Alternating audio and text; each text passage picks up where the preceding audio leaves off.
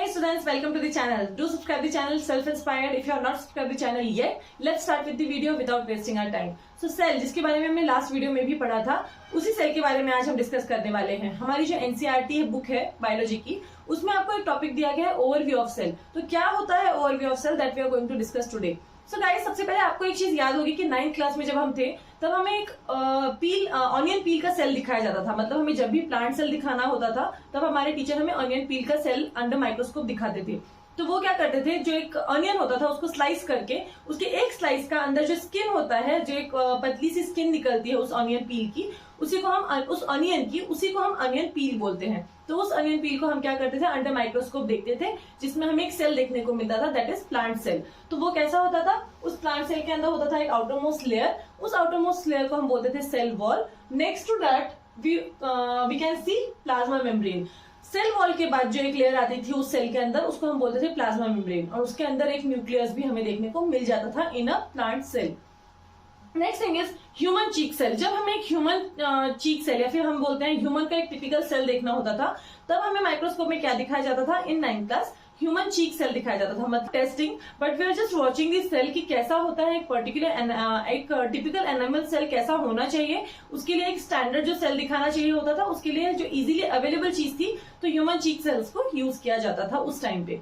सो 9th class में हमने देख लिया कि ह्यूमन चीक सेल्स को हमें माइक्रोस्कोप के अंदर दिखा दिया गया था. तो उसमें हमें क्या देखने को मिलता था, तो उसमें हम देखते थे plasma membrane and nucleus. Plasma membrane outer most layer दिखती थी एंड उसके बाद हमें न्यूक्लियस दिखता था. हमें क्या नहीं दिखता था, तो दैट इज सेल वॉल. उसमें हमें सेल वॉल नहीं दिखती थी. Okay, so this is just an overview. अब ओवरव्यू ऑफ सेल में हम एक और चीज देखने वाले हैं, दैट इज कि सेल को डिफ्रेंशिएट कैसे किया गया है. अब हम बोल सकते हैं कि हर एक सेल एक जैसा होता है, नहीं हो सकता. हर सेल जो है वो डिफरेंट होने वाले हैं. तो वो डिफरेंट कैसे होने वाले हैं, depending upon the different criterias.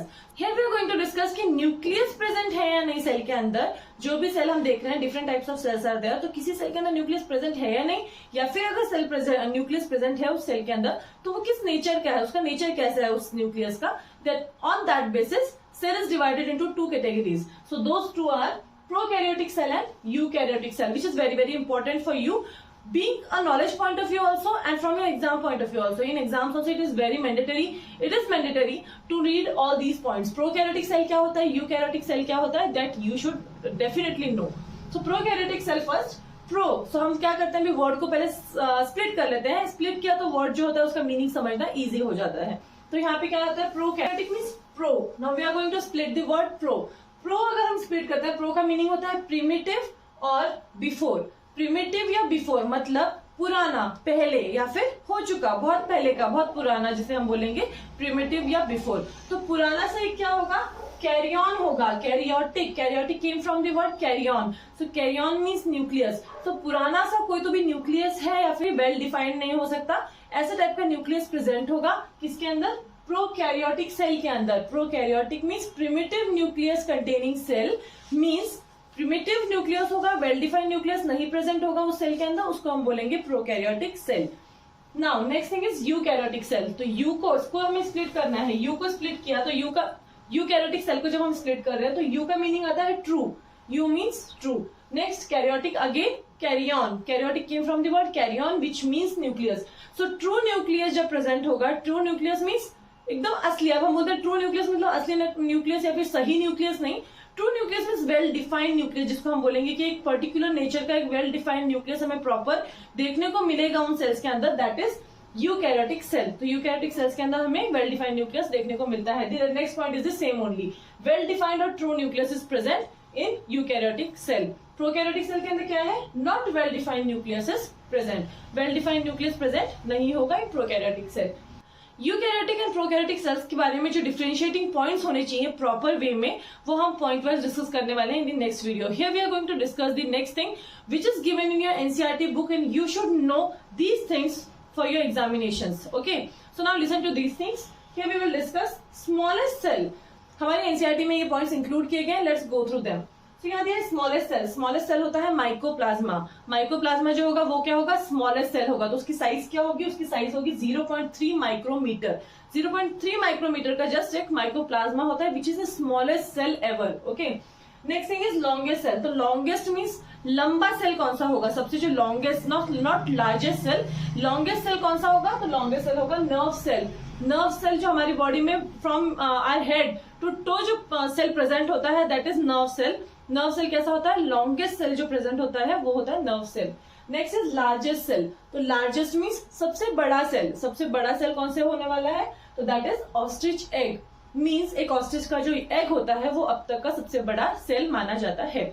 Next thing is average size of bacteria. तो एवरेज साइज ऑफ बैक्टीरिया हम बोलते हैं बैक्टीरिया प्रेजेंट है हियर एंड देयर, इधर बैक्टीरिया वगैरह हम ये बोलते हैं अक्सर, बट बैक्टीरिया की साइज होती है बहुत माइन्यूट होती है, दैट वी नो कि बैक्टीरिया को हम नेक्ड आई से नहीं देख सकते, बट बैक्टीरिया की एक्चुअल साइज क्या होती है प्रॉपर, तो एवरेज साइज जो होती है बैक्टीरिया की वो होती है 3 to 5 माइक्रोमीटर और 1 to 2 माइक्रोमीटर। अगेन बैक्टीरिया भी सारे सेम साइज के नहीं होने वाले, different types of bacteria were there. So हर एक bacteria depending upon the type of bacteria उनकी साइज वेरी करेगी, उसी बेसिस पे दिया गया है कि 3 to 5 माइक्रोमीटर्स होंगे और सम बैक्टीरिया जो होंगे वो 1 to 2 माइक्रोमीटर के हो सकते हैं साइज में।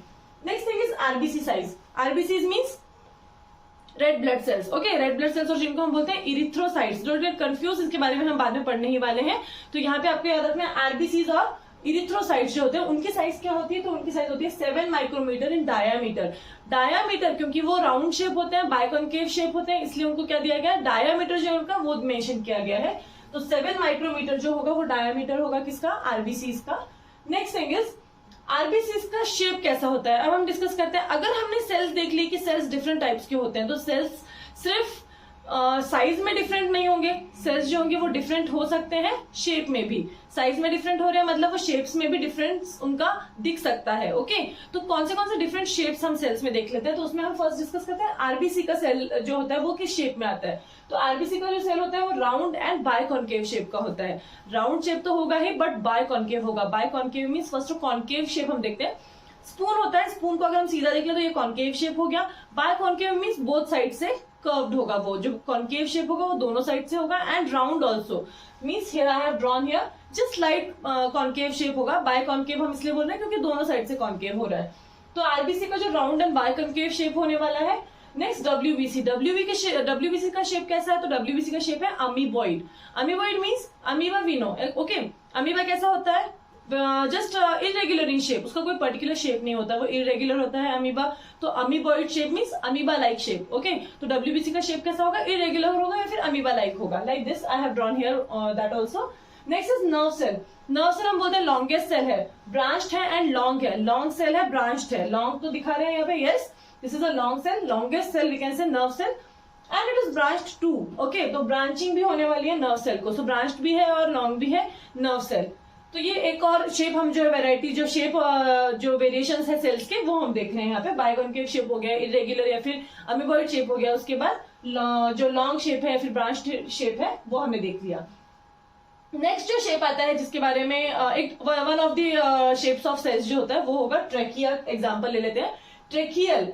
ट्रेकियल का क्या होगा, वाटर सप्लाई करते हैं ट्रेकियल सेल्स। तो वाटर सप्लाई करने वाले जो सेल्स हैं, जो ट्रेकियल सेल्स हैं, वो कैसे होने वाले शेप में, एलोंगेटेड शेप के होने वाले हैं। Elongated means this shape. Okay, this is the elongated shape. तो ये जो एलोंगेटेड शेप होता है, एलोंगेशन होगा उन सेल्स के अंदर, उन शेप्स के सेल्स हमें देखने को मिल जाते हैं in the tracheal cells. Next is leaves cells. Leaves के जो सेल्स होने वाले हैं उनमें क्या प्रेजेंट होता है, मीजोफिल प्रेजेंट होता है। ओके, सो लीव्स के सेल्स में मीजोफिल होने वाला है, लेकिन उनके शेप कैसे होने वाला है, Oval and round means somewhat round and somewhat Oval. Round shape होने वाला है बट वो समवॉट ओवल शेप का दिखाने वाले हैं। Okay, so this is the, अगर हम बोलते हैं ये राउंड शेप है तो ओवल शेप किसको बोलते हैं हम, this is the oval shape. Okay, तो somewhat round oval kind of shape will be there of mesophyll cells जो कि प्रेजेंट होते हैं लीव्स में। तो लीव सेल जो होंगे वो कैसे होंगे, राउंड एंड ओवल शेप के होने वाले हैं। So this is some of the important things which are given in your NCERT books which you should know. So ये हमने डिस्कस कर ली इस वीडियो में, just in short video without wasting much time and just making a larger video for this short kind of topic. I don't think it's good for you to waste your time. So just in this short period of time we discussed all these points. So guys, for all these quick revisions, do subscribe the channel. In the later videos I am going to conduct the lectures for detailed description of cell के अंदर जो organelles होने वाले हैं that we are going to study. Do subscribe it. Do like the video if you are getting some knowledge from the this video. Thank you for watching.